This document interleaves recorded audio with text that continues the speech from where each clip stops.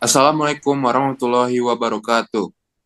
Kami dari kelompok Jakarta Utara hari ini akan mempresentasikan mengenai analisis data kependudukan dan ha- analisis kasus pada halaman 153. Ini adalah anggota kelompok kita. Data kependudukan. Yang pertama, seks rasio Jakarta Utara. Jadi pada Jakarta Utara terdapat 19 laki-laki dan 23 perempuan. Jika kita masukkan dalam rumus seks rasionya, yaitu laki-laki per perempuan dikali 100 menjadi 19 per 23 dikali 100, kita akan mendapatkan hasil 82. Jadi kesimpulannya adalah, di antara 100 perempuan terdapat 82 laki-laki.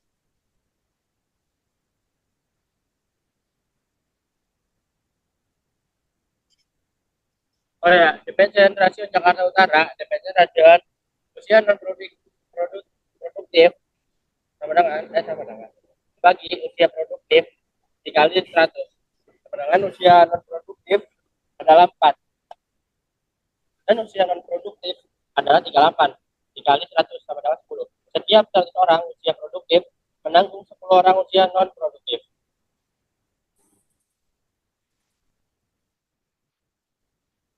Selanjutnya ada analisis kasus. Ini ada kasus yang kelompok kami pilih halaman 153. Pertanyaan pertama, apa permasalahan yang terjadi dan faktor-faktor penyebab permasalahan berdasarkan artikel tersebut? Yang pertama, faktornya pendidikan.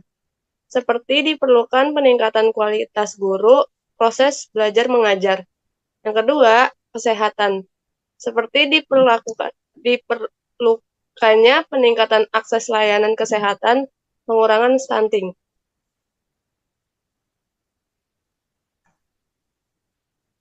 Yang kedua, bagaimana rumusan masalah yang dapat disusun berdasarkan artikel tersebut? Apa bentuk kebijakan yang dilakukan pemerintah Indonesia dalam menghadapi permasalahan kualitas sumber daya manusia atau human capital resources untuk menghadapi tantangan global di masa yang akan datang?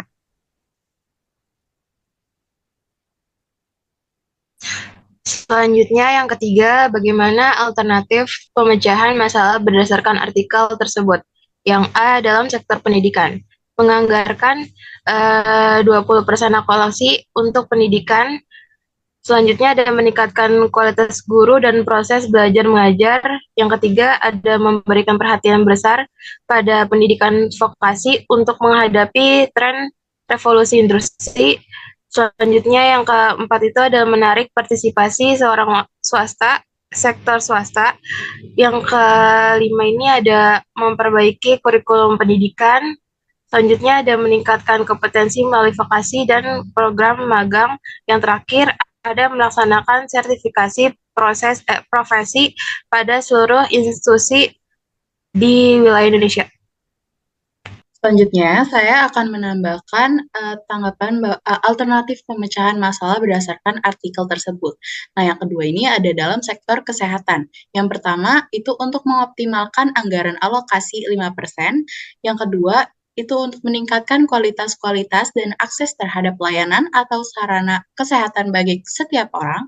Lalu, yang ketiga itu memenuhi gizi dan pengurangan stunting. Yang keempat ada meningkatkan kompetensi tenaga kesehatan, dan yang terakhir itu ada memperkuat sistem jaminan kesehatan nasional. Dan next, ada Bagas. Jadi yang selanjutnya yaitu adalah alternatif mana yang paling sesuai untuk mengatasi permasalahan tersebut. Jadi pondasi yang paling utama dari pembangunan kualitas suatu negara yaitu adalah dari manusianya sendiri, dan faktor besar yang mendorong kualitas manusia itu sendiri adalah dari pendidikan. Bagi dunia pendidikan guru adalah nyawanya. Maka dalam memperbaiki kualitas pembangunan dari suatu negara, khususnya pembangunan kualitas sumber daya manusia atau SDM, yang harusnya diberi perhatian besar adalah tenaga pengajar itu sendiri.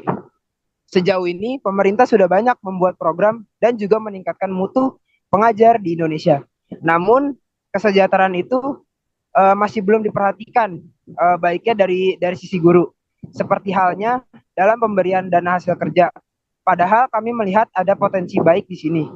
Apabila kesejahteraan guru diperhatikan, misal dalam hal upah, maka profesi sebagai guru akan lebih disegani dan juga membuang stereotip kurang baik terhadap guru. Apabila profesi guru bernilai tinggi, maka akan terciptanya persaingan baik untuk menjadi guru. Sehingga kualitas dan juga mutu pengajar di Indonesia akan mencapai statistika positifnya juga. Lanjut. Baik, selanjutnya kami akan menjawab poin nomor 5. Menurut kami sangat penting untuk meningkatkan kualitas sumber daya manusia, apalagi jika sudah membahasnya hingga kancah sebuah negara. Kualitas inilah yang bernilai di segala macam aspek dan berbagai konteks. Kualitas sumber daya manusia yang baik menghasilkan jiwa-jiwa cerdas dan menciptakan ekosistem sosial yang cerdas pula. Bagaimana pada akhirnya pola pikir itu bisa membentuk atau terbentuk melalui pendidikan yang baik dan kesehatan yang terjaga. Sehingga melahirkan kesadaran-kesadaran mulai dari hal kecil seperti memperhatikan sampah yang dihasilkan oleh diri sendiri hingga hal besar seperti menuangkan ide dan partisipasi langsung dalam elemen perwakilan bangsa di kancah internasional. Next. Pemaparan saya tadi mengakhiri presentasi kami hari ini mengenai data kependudukan dan analisis kasus di halaman 153. Sekian, wassalamualaikum warahmatullahi wabarakatuh.